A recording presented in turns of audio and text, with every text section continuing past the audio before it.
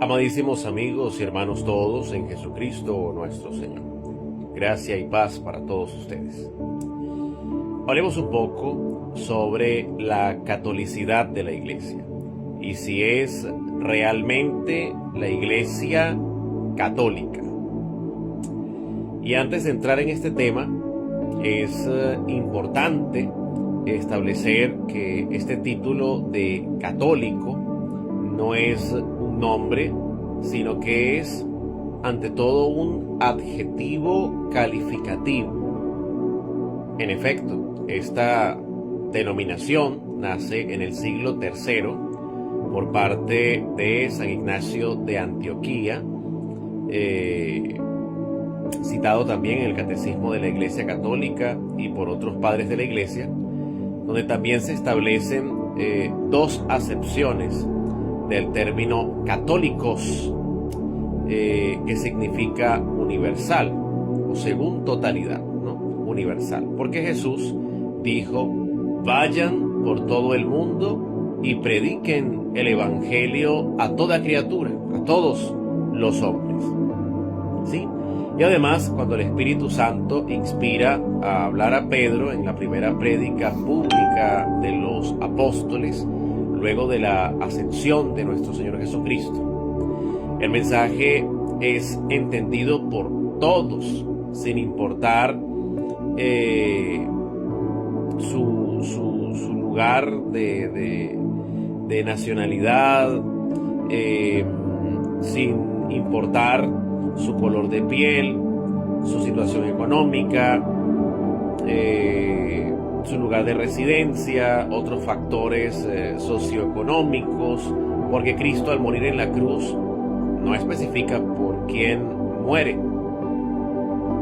Y si acaso lo dijo, pues eso no está escrito, eso no aparece en el Evangelio.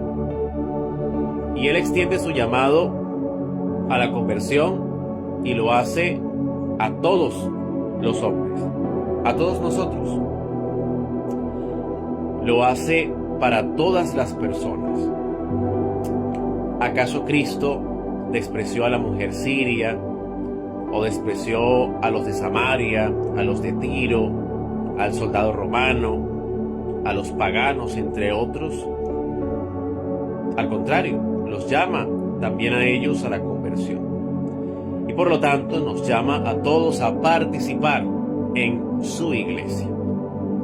En ella, en la iglesia, subsiste la plenitud del cuerpo de Cristo unido a su cabeza. Es lo que dice la palabra de Dios, la carta a los Efesios. Lo que implica que ella recibe de Él, de Jesucristo, la plenitud de los medios de salvación que Él ha querido para todos nosotros.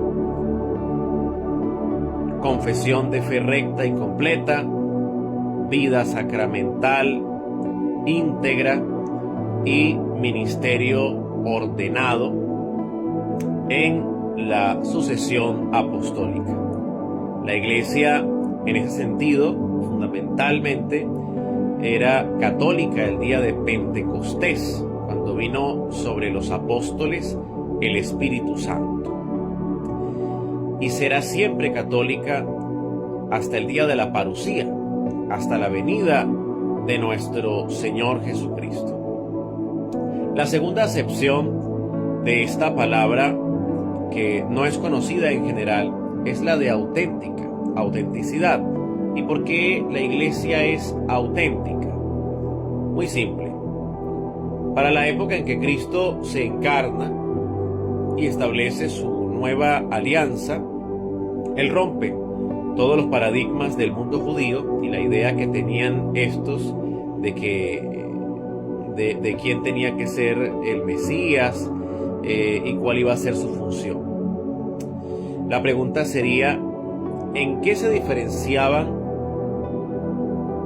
los cristianos de los demás? ¿En qué tendríamos que diferenciarnos? Y la respuesta aparece en la historia de la Iglesia, cuando confesaban los que veían a los cristianos y decían: míralos cómo se aman, míralos cómo se aman. Esto lo vemos en Hechos de los Apóstoles, en el capítulo 2, en los versículos del 42 al 47. Y por el valor al preferir la muerte antes que renegar de su fe. Entonces, esta nueva religión, si se puede decir así, estaba basada en el amor a Dios y en el amor al prójimo, que ya existía, pero en relación a una mentalidad cerrada donde la ley estaba por encima del amor.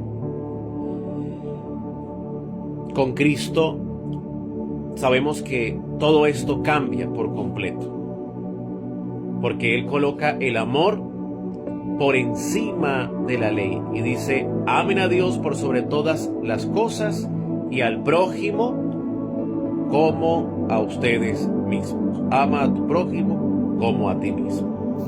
Y hace vivencial estos dos preceptos, dándole, por supuesto, plenitud a la ley. La diaconía, que significa servicio, se establece entonces en función de atender a los más necesitados, en ese momento a las viudas, y llegar a las periferias existenciales del hombre con el ejercicio de la caridad, incluso hasta la muerte, como sucedió con el protomártir San Esteban.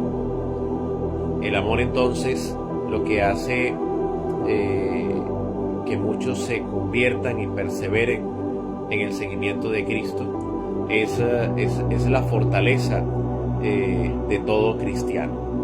Para los judíos esto era un absurdo. Esto era un absurdo, que el Mesías haya muerto en vez de haber liberado al pueblo, a los judíos. Era un absurdo total. Era un absurdo total. Para los griegos, pues era un escándalo que Dios se haya hecho hombre a pesar de que sus dioses eran humanizados y que se deje matar para salvar al hombre. Era un escándalo total. Entonces, la iglesia que nace del seguimiento de Jesús de Nazaret para anunciar la buena nueva de la resurrección se aleja del judaísmo, que está manchado por una serie de normas creadas por hombres para justificar la dureza del corazón y su propia maldad.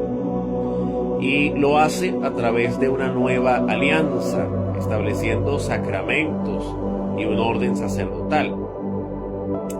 Además, les prometió la asistencia del Espíritu Santo a la iglesia, el Paráclito, el Consolador, aquel que recibimos en Pentecostés, aquel que recibimos en el bautismo, que recibimos en plenitud el día de la confirmación.